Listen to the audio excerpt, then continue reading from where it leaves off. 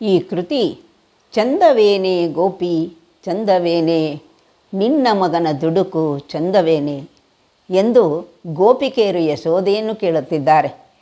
ನಿನ್ನ ಮಗ ಮಾಡುತ್ತಿರುವ ಕೆಲಸಗಳು ನಿನಗೆ ಸರಿಯಾಗಿದೆಯೇ? ಅವನ ತುಂಟಾಟಗಳು ಅತಿಯಾಗಿದೆ ಎಂದು ಒಳಗೇನೇ ಪ್ರೀತಿಯಿಂದ ಕೇಳುತ್ತಿದ್ದಾರೆ. ಕಮಲದಂತಹ ಕಣ್ಣುಳ್ಳ ಕೃಷ್ಣನು ನಾವುಗಳು ಶೇಖರಿಸಿಟ್ಟ ಬೆಣ್ಣೆಯನ್ನು ಯಾರಿಗೂ ತಿಳಿಯದಂತೆ ಕದ್ದು ಏನೂ ಆಗದಂತೆ ಬಂದು ನಮ್ಮ ಮುಂದೆ ನಿಂತಿದ್ದಾನೆ. ಮತ್ತು ಸ್ವಲ್ಪವೂ ಶಬ್ದವಿಲ್ಲದೆ ನಮ್ಮ ಮನೆಯೊಳಗೆ ನುಗ್ಗಿ ಹಾಲು ಕದ್ದು ನಮ್ಮ ಮನೆಯೊಳಗಿದ್ದ ಸ್ತ್ರೀಯರೊಡನೆ ತುಂಟಾಟ ಮಾಡಿ ಗದ್ದಲ ಮಾಡಿದ್ದಾನೆ ಎಂದು ಯಶೋದೆಯ ಬಳಿ ದೂರುತ್ತಾರೆ.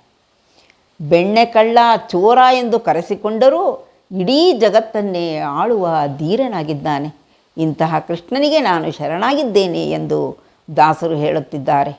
ಈ ಹಾಡು ಶ್ರೀಕೃಷ್ಣನ ಬಾಲಲೀಲೆಗಳು, ತುಂಟಾಟಗಳು, ಕೃಷ್ಣನ ಸೌಂದರ್ಯ ಮತ್ತು ಅವನ ಚೇಷ್ಟೆಗಳ ವರ್ಣನೆಯನ್ನು ವೆಂಕಟವಿಠಲ ದಾಸರು ಅದ್ಭುತವಾಗಿ ಮಾಡಿದ್ದಾರೆ.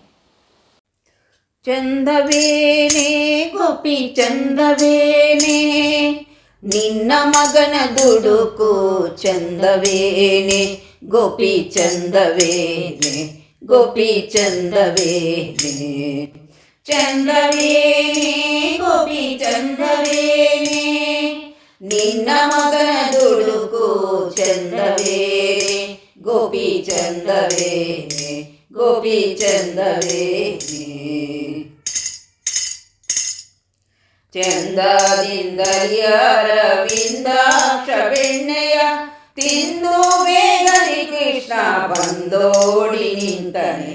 ಚಂದದಿಂದಲಿ ಅರವಿಂದಾಕ್ಷ ಬೆಣ್ಣೆಯ ತಿಂದು ಬೇಗನೆ ಕೃಷ್ಣ ಬಂದೋಡಿ ನಿಂತನೆ. ಚಂದವೇನೆ ಗೋಪಿ ಚಂದವೇನೆ ನಿನ್ನ ಮಗನ ದುಡುಕು ಚಂದವೇನೆ ಚಂದವೇನೆ ಗೋಪಿ ಚಂದವೇನೆ ಸದ್ದು ಮಾಡದೆ ಪಾಲು ಕದ್ದು ನಮ್ಮನೆಯೊಳಗಿದ್ದ ಸ್ತ್ರೀಯರನ್ನೆಲ್ಲ ಮುದ್ದಾಡಿ ಹೋದನೆ. ಸದ್ದು ಮಾಡದೆ ಪಾಲು ಕದ್ದು ನಮ್ಮನೆಯೊಳಗಿದ್ದ ಸ್ತ್ರೀಯರನ್ನೆಲ್ಲ ಮುದ್ದಾಡಿ ಹೋದನೆ. ಚಂದವೇನೆ ಗೋಪಿ ಚಂದವೇನೆ ನಿನ್ನ ಮಗನ ದುಡುಕು ಚಂದವೇನೆ ಗೋಪಿ ಚಂದವೇನೆ ಗೋಪಿ ಚಂದವೇನೆ ಚೋರನಿರಿಸಿಕೊಂಬದೀರ ವೆಂಕಟವಿಠಲ ವಾಡಿರಾಕ್ಷನ ಪಾದ ಸೇರಿದೆ ನಾನೀಗ.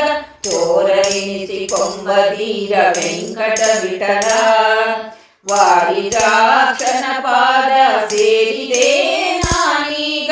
ಚಂದವೇನೆ ಗೋಪಿ ಚಂದವೇನೆ ನಿನ್ನ ಮಗನ ದುಡುಕು ಚಂದವೇನೆ ಗೋಪಿ ಚಂದವೇನೆ ಗೋಪಿ ಚಂದವೇನೆ ಚಂದವೇನೆ ಗೋಪಿ ಚಂದವೇನೆ ನಿನ್ನ ಮಗನ ದುಡುಕು ಚಂದವೇನೆ ಗೋಪಿ ಚಂದವೇನೆ ಗೋಪಿ ಚಂದವೇನೆ ಚಂದವೇನೆ ಗೋಪಿ ಚಂದವೇನೆ ನಿನ್ನ ಮಗನ ದುಡುಕು ಚಂದವೇನೆ ಗೋಪಿ ಚಂದವೇನೆ ಗೋಪಿ ಚಂದವೇನೆ ಗೋಪಿ ಚಂದವೇನೆ